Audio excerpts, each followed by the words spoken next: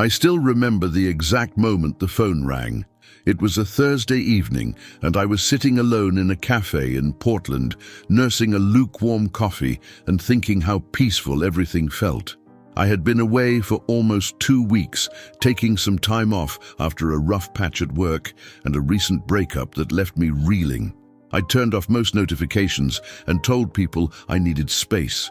So when my phone buzzed with an unknown number, my first instinct was to ignore it. But something told me to answer. I pressed the phone to my ear. "Hello?"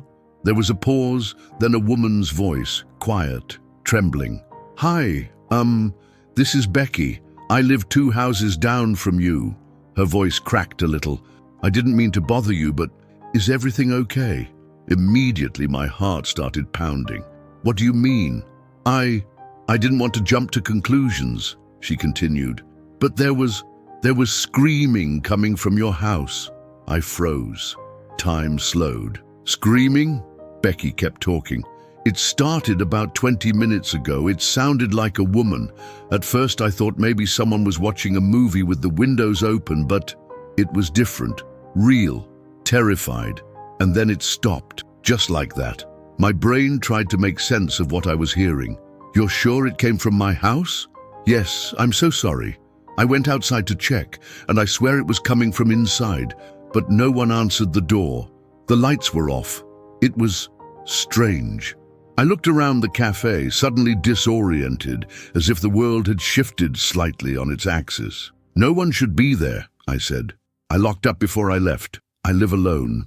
Another pause. "Should I call the police?" she asked. I hesitated. I didn't know what to think. Could someone have broken in? Could this be some sick prank? Maybe it was just a misunderstanding, some echo from a neighbor's TV. But in the pit of my stomach, I knew something was off. "No," I said quickly, then corrected myself. "I mean, not yet. Let me get home first." I left the cafe without paying, heart racing. I was scheduled to return in 2 days, but I cancelled my reservation and booked the next flight back. The airline charged me double, but I didn't care. All I could think about was my house and the screaming, my house, which should have been empty. On the flight, my mind spiraled. I tried to rationalize, to find comfort in logic. Maybe a raccoon got trapped inside and made a noise that startled Becky. Maybe some teenagers broke in as a dare and scared themselves out. But none of those thoughts sat right. I opened the app connected to my home security system. It had recorded no movement, no doors opened, no alarms triggered. Everything looked normal. Too normal. Except the camera feed wouldn't load. Every time I tried to refresh it, I was met with a spinning wheel or a blank screen. I checked my Wi-Fi connection, tried from another device. Nothing. My stomach churned. I arrived home late the next evening. It was just past 10 p.m., and the street was quiet. I stood outside my house, key in hand, heart thudding in my ears. The porch light was on, just as I'd left it. No broken windows, no signs of forced entry. Still, something felt wrong. I stepped inside slowly, calling out into the darkness. "Hello? Is anyone here?" Silence. The air felt unusually cold for a summer night. I checked every room, bathroom, bedroom, kitchen. Nothing out of place, no footprints, no broken furniture, no open drawers. But the dog's water bowl was empty. I didn't own a dog. Then came the smell, faint but distinct, like burnt hair. And beneath it, something coppery, like blood. It seemed to come and go, like a breeze that shouldn't exist inside a sealed home. That's when I noticed it. A single handprint on the mirror in the hallway.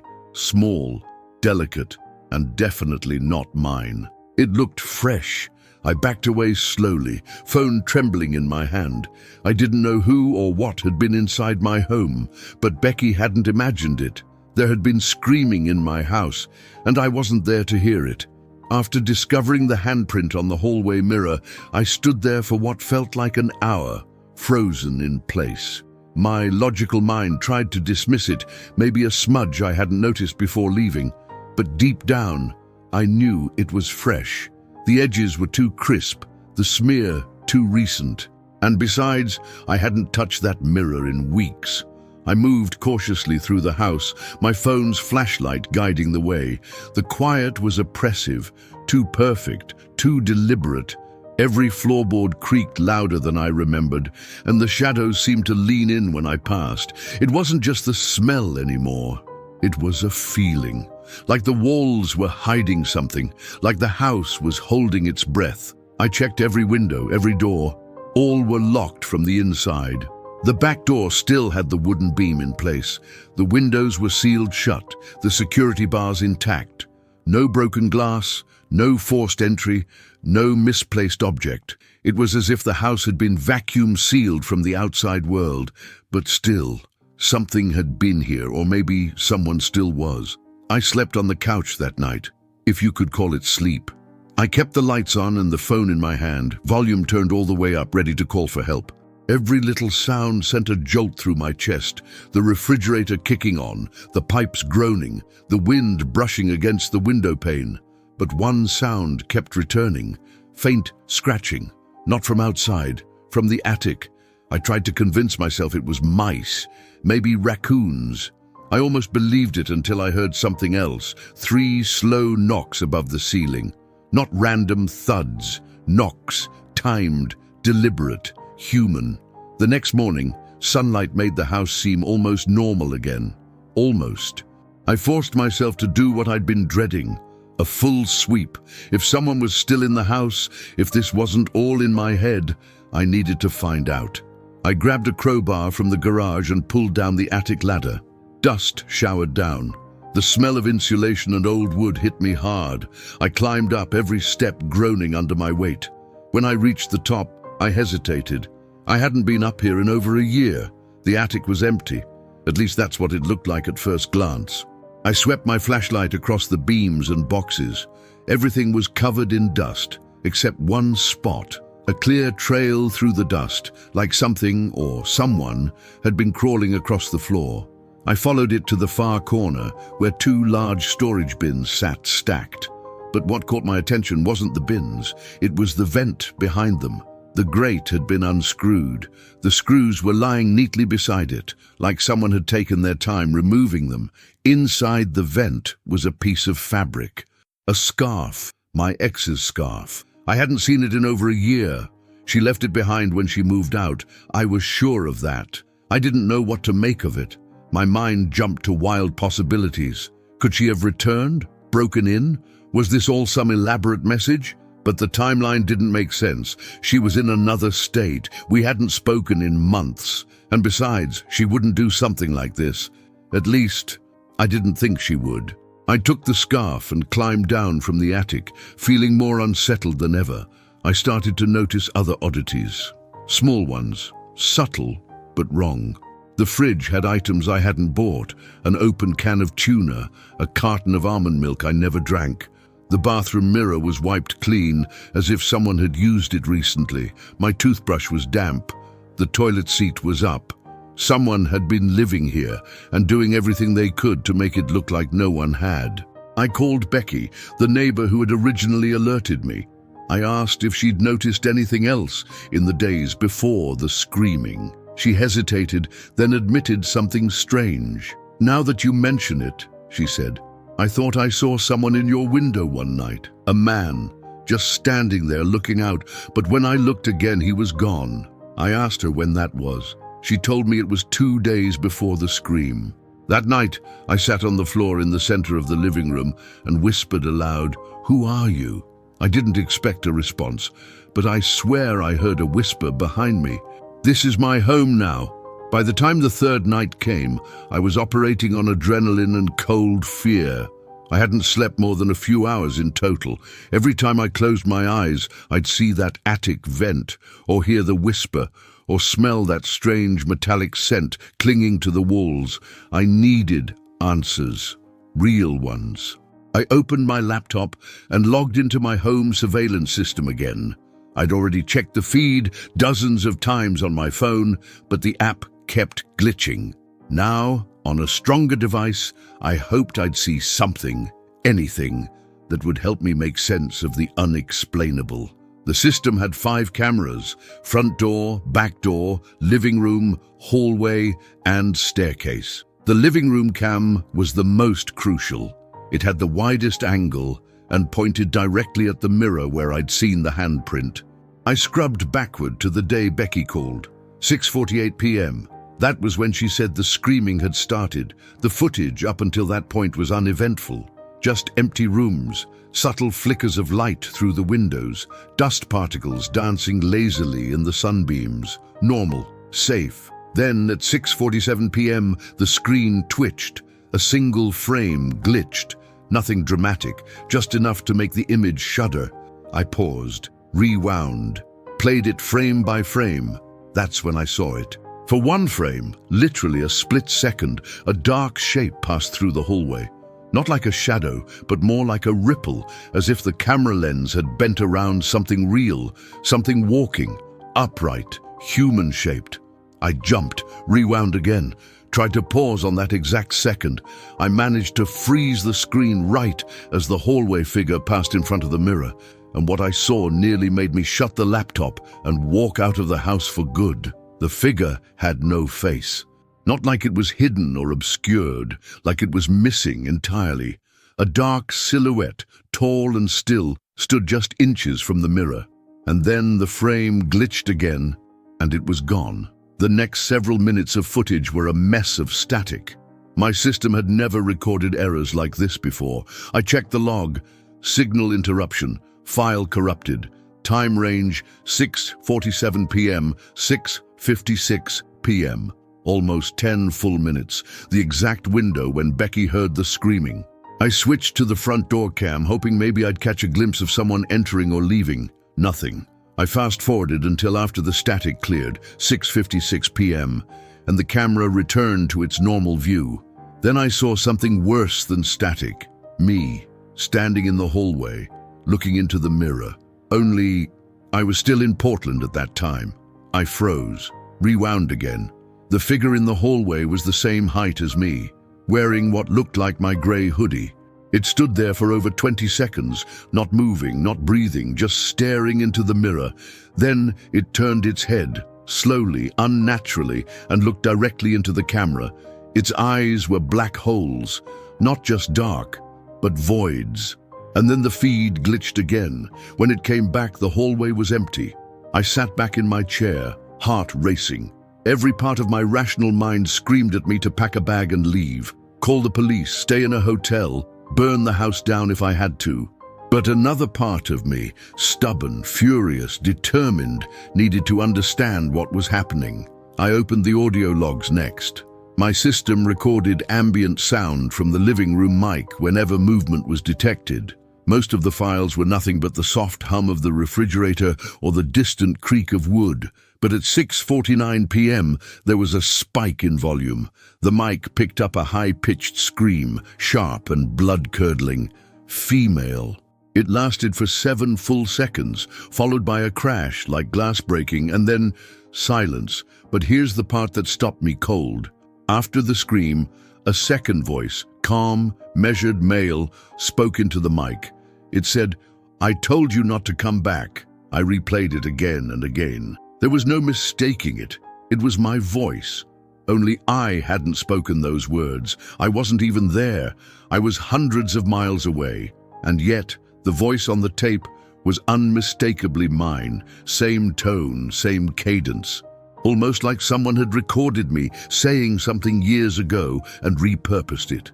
Or worse, like something was using my voice, pretending to be me, mimicking me. I closed the laptop and stared at my reflection in the now clean mirror in the hallway. I wanted to believe there was some logical explanation, corrupted data, hacking, maybe some elaborate prank. But nothing could explain the voice, and nothing could explain why.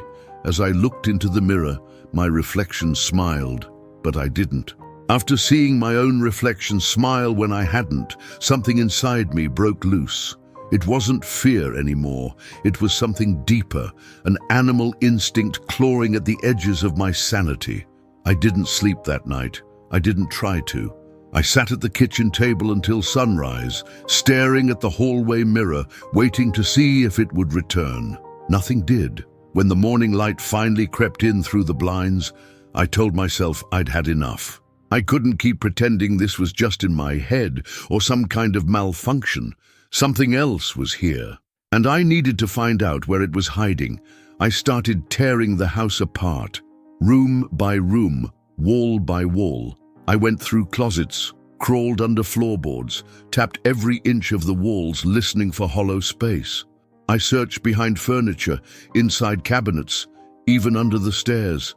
I kept a flashlight in one hand and a crowbar in the other. Part of me felt like a lunatic, but another part knew I wasn't alone in this house. It was in the basement that I finally found it. The room down there had always creeped me out. The single overhead bulb flickered no matter how many times I replaced it, and the air was always damp, even in the middle of summer.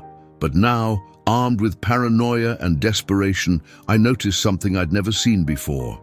Behind the wooden shelf where I stored old paint cans and Christmas decorations, the wall didn't line up with the blueprints. I remembered having a home inspection done when I first bought the place. I still had a digital copy of the layout. The wall was supposed to be flush, nothing but concrete. But here, there was a seam, a faint line, like a hidden door had been plastered over. I moved the shelf aside and tapped on the surface. Hollow. My pulse quickened. I pried at the seam with the edge of the crowbar, slowly peeling away a layer of drywall. Behind it was wood, old, rotting and nailed shut. The smell hit me then. Damp, moldy, and something worse, metallic. The same smell I'd noticed since returning. It was coming from here. I tore the boards loose one by one until a narrow doorway appeared, leading into darkness. The passage was barely wide enough to squeeze through. I crouched down and moved inside, flashlight trembling in my hand. The space beyond felt wrong, like it didn't belong to the same house, like it had been carved out without permission. The walls were stone, rough and crumbling in places. There were no windows, no ventilation, just a heavy stillness. And then I saw the room. At the end of the tunnel, a small chamber opened up, no more than 10 feet across. In the center sat an old wooden chair, facing the wall. Strapped to it were ropes, frayed and discolored by age. There were scratches on the floor, deep ones, like someone had been dragged, or someone had tried to escape. But it was the walls that made my skin crawl. They were covered in writing. Thousands of words carved into the stone with something sharp. Most of them were repetitions of the same phrase. This is not your home. This is not your face. This is not your name. Over and over. Different hands, different pressure, different voices. Some messages were longer, ramblings, pleas, warnings. He watches from the mirror. Don't speak with your own voice, it hears you. If you see yourself, run. I stumbled back, flashlight flickering, my breath caught in my throat. In the corner of the room was a small tape recorder, covered in dust but still intact. I pressed play. At first there was only static, then a voice. Ragged, panicked. It was a man. He whispered, "He took my voice. He wears my face. He's in the mirror. Don't look in the mirror. Please, if you hear this, don't let it in. It's still hungry." The tape clicked off. I backed away from the chair, heart pounding so hard I could barely hear. Something moved in the dark corner. I spun my flashlight toward it, but nothing was there, just the wall. But for a split second I could swear I saw something move, not a shape, a reflection, as if a mirror had flashed in total darkness. I turned and ran. I didn't care about the noise, the crashing shelves behind me, the boards I'd ripped open. I scrambled out of the hidden passage and slammed the shelf back into place like it could stop whatever I'd awakened from coming back out. But deep down I knew it didn't need a door. It already had one, and it was shaped like me. After sealing the hidden passage back behind the shelf, I sat on the basement steps, drenched in sweat. My hands trembled. The tape recorder still echoed in my head. He wears my face. He's still hungry. No part of me wanted to go back into that room, but I couldn't unknow what I had seen. I couldn't forget the feeling that something had been waiting in the shadows, watching me, pretending to be me. The mirror in the hallway had become a threat, a wound in the house. I couldn't walk past it without catching a glimpse out of the corner of my eye and wondering if the reflection would match, if it would mimic me just a half second too late, if it would smile when I didn't. That afternoon, I decided to dig deeper. I needed something more concrete than a creepy basement and a glitchy camera, something I could hold on to. I went through every drawer, cabinet, and box I had ignored since moving in. Somewhere I hoped was a clue, a connection, a reason why this was happening to me. It was in an old chest left by the previous owners that I found it, wedged between a stack of manuals and expired home insurance forms, a leather-bound notebook. There was no name on the cover, no title, just a series of dates on the inside pages, journal entries written by someone who had lived in the house before me. The handwriting was sharp and uneven, as if written under stress. The first entry was dated back 7 years. There's something wrong with the mirrors. I thought it was just paranoia, but now I'm certain. I saw myself blink when I didn't. Only once. But it happened. The reflection is watching me. Each entry that followed unraveled a little more of the person's mind, a slow descent into fear. The entries began addressing someone directly, you, as if they were writing to a double. You wear my face, but you're not me. You copy my walk, my voice, but you never get the eyes right. And then the final entry, nearly illegible. You called me by my name, my real name, one I haven't spoken in years. How do you know it? What are you?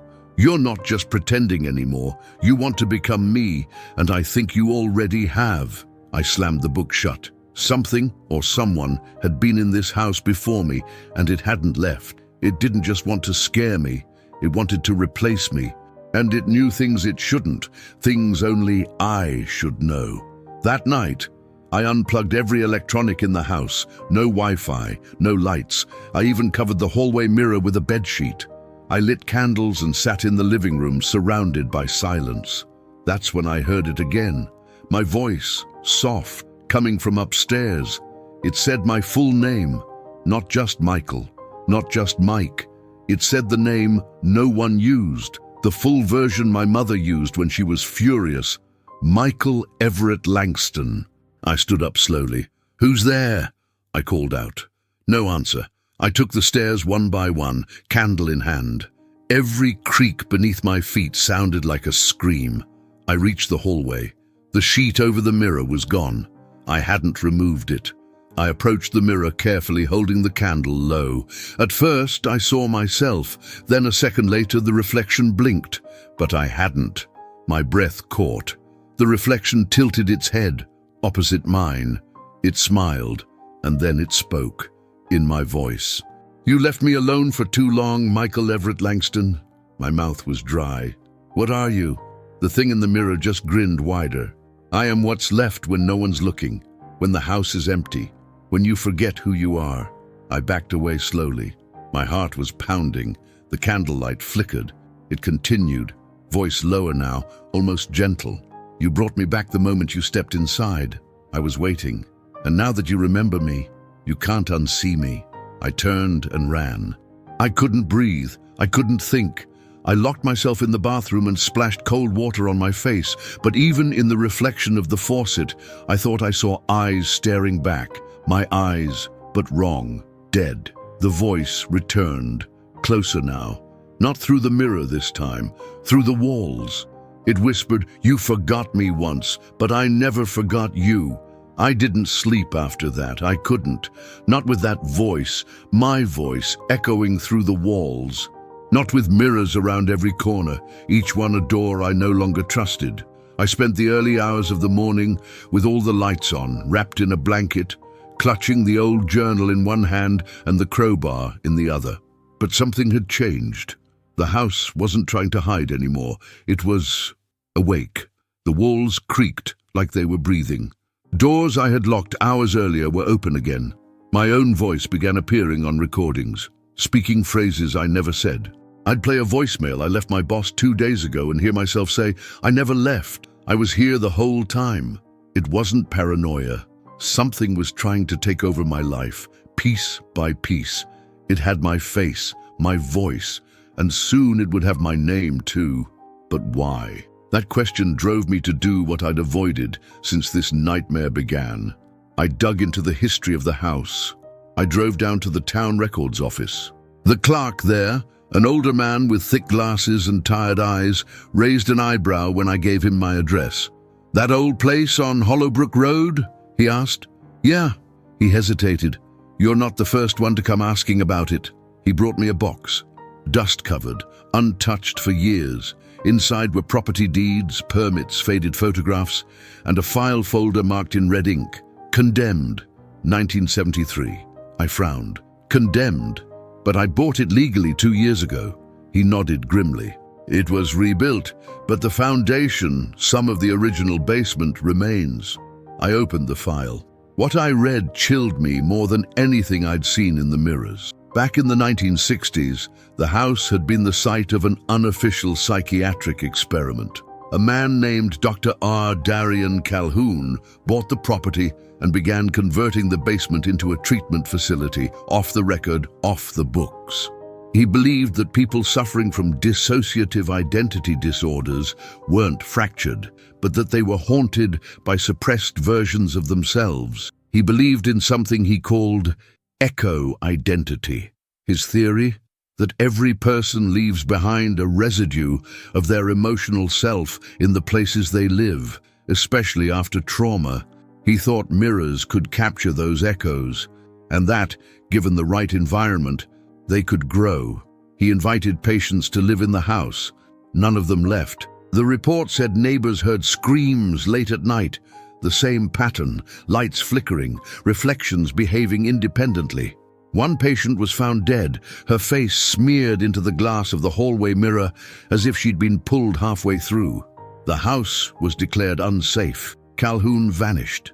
No body, no arrest, just gone. But the basement? It was sealed, until I opened it again. I returned home with the file clutched in my arms like a shield. I wasn't crazy. I wasn't cursed. I was a continuation. That hidden room, the chair, the writings on the walls, it had been Calhoun's experiment chamber, and whatever he was studying, he didn't contain it. He fed it, and now it had me. That night, I did the unthinkable. I placed a camera in front of the mirror in the hallway, a single candle beside it. Then I turned on a recorder and spoke aloud. "If you're going to take my name, my face, then come out and say it." For a moment, nothing happened. Then the reflection stepped forward. It was me, but more confident, more perfect, a version of me that had never doubted, never failed. Its eyes were black, not with malice, but with hunger. "I don't need to come out," it said. "You've already let me in." The candle blew out, the camera glitched, and then the reflection turned and walked away, even though I was still standing there, frozen. I ran to the bathroom mirror. My reflection was gone. To the kitchen window, nothing. To the dark screen of my phone, still nothing. I had no reflection anymore. It had taken my place. Now, I walk through the house and the lights flicker when I pass. My voice echoes in rooms I'm not in. Becky won't return my calls. My own mother didn't recognize me when I FaceTimed her, because it's not me they're seeing. He has my voice, my eyes, my smile. He is me. And I don't know what I am anymore. Maybe just a whisper in the walls, maybe just an echo, or maybe a reflection waiting to be remembered again. If this story gave you chills, don't forget to like, subscribe, and hit the bell so you never miss another haunting tale. Your support helps us bring even more twisted stories straight to your screen, stories that make you question what's real and what's waiting in the dark. Comment below, what would you do if your reflection stopped following you? See you in the next one, if you're still you by then.